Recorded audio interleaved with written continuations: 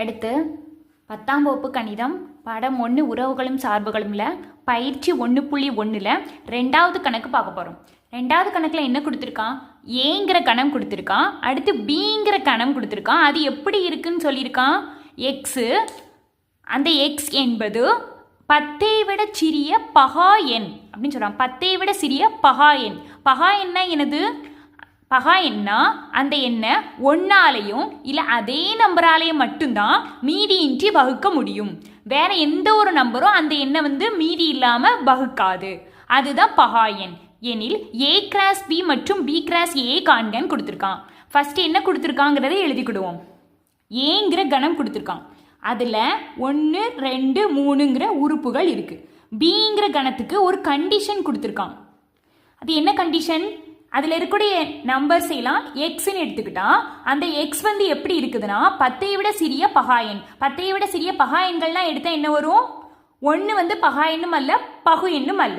அப்போ 2 ஒரு பகா எண். அடுத்து 3 5 7 அவ்வளோதான். இதை பிங்கிற கணம். அடுத்து ஏ கிராஸ் பி காணணும். A cross B equal to எப்பவும் போல ஏயை முதல்ல எழுதணும்.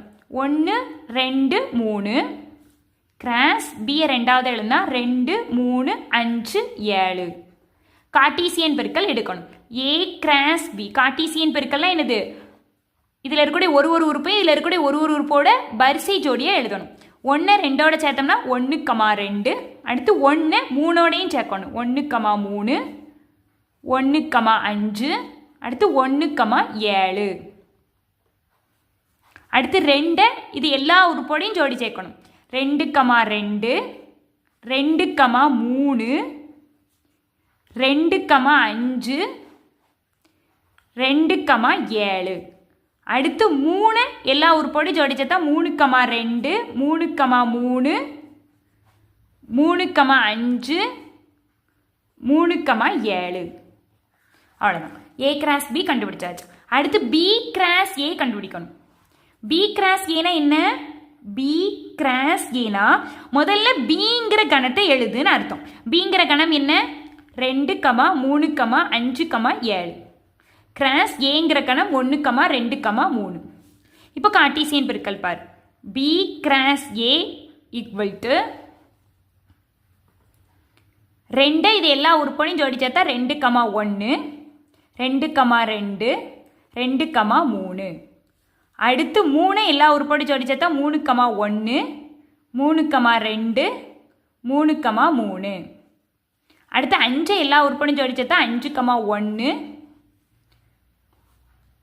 5, 2 5, 3. அடுத்து 7 ஜோடி சேர்த்தோம்னா 7, 1 7, 2 7, 3. அவ்வளோதான். அடுத்து 3வது கணக்கு. இது ஒரு இம்பார்ட்டன்ட் 2 மார்க். பி கிராஸ் ஏங்கிற கணம் கொடுத்துருக்கான். எனில் ஏ மற்றும் பிஏ காண்க. ரொம்ப ஈஸி. இதில் கவனிக்க வேண்டியது முதல்ல பி கிராஸ் ஏன்னு கொடுத்துருக்கான். அப்போ முதல்ல இருக்கக்கூடியது பிங்கிற கணம், ரெண்டாவதாக இருக்கக்கூடியது ஏங்கிற கணம். அப்போ அந்த வரிசை ஜோடிகளில் ஒவ்வொரு ஜோடியிலையும் முதல்ல இருக்கக்கூடிய உறுப்பு பிங்கிற கணத்தோட உறுப்பு, ரெண்டாவதாக உள்ள உறுப்பு தான் ஏங்கிற கணத்தோட உறுப்பு. அப்போ பி கிராஸ் ஏங்கிற கணத்துல இருந்து பி கிராஸ் ஏங்கிற கணம் அதை எழுதிக்கோ.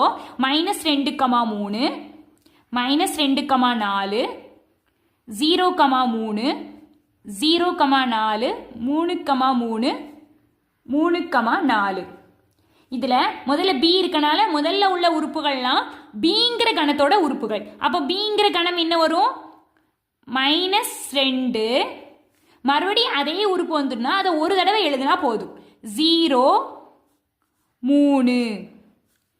ஏங்கிற கணத்தில் உள்ள உறுப்பு இங்கே ரெண்டாவதாக தானே ஏ இருக்குது. அப்போ அந்த ஒவ்வொரு வரிசை ஜோடிகள்னு ரெண்டாவதாக உள்ள உறுப்புகள் 3 4.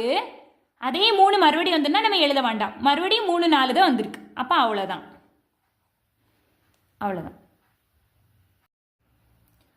அடுத்து 4வது கணக்கு என்ன கேட்டிருக்கான்?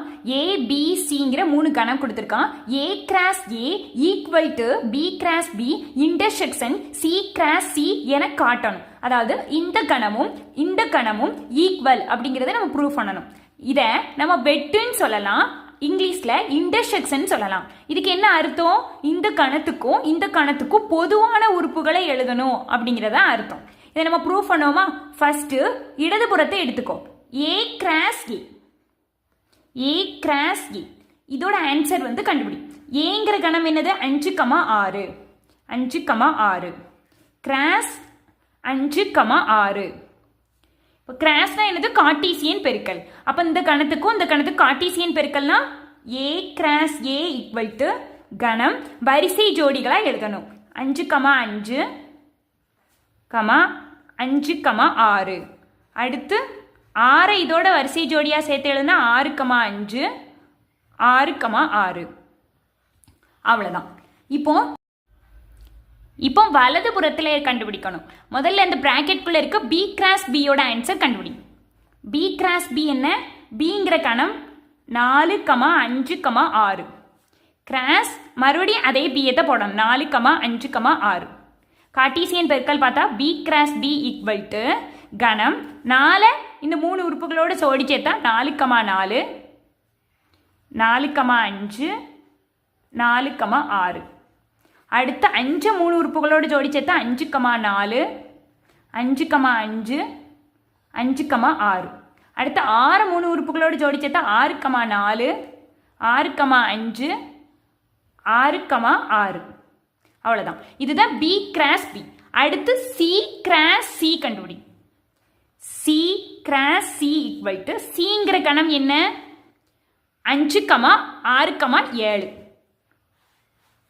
5,6,7 கிராஸ் மறுபடி சி தான் 5,6,7. இப்போ C cross C equal to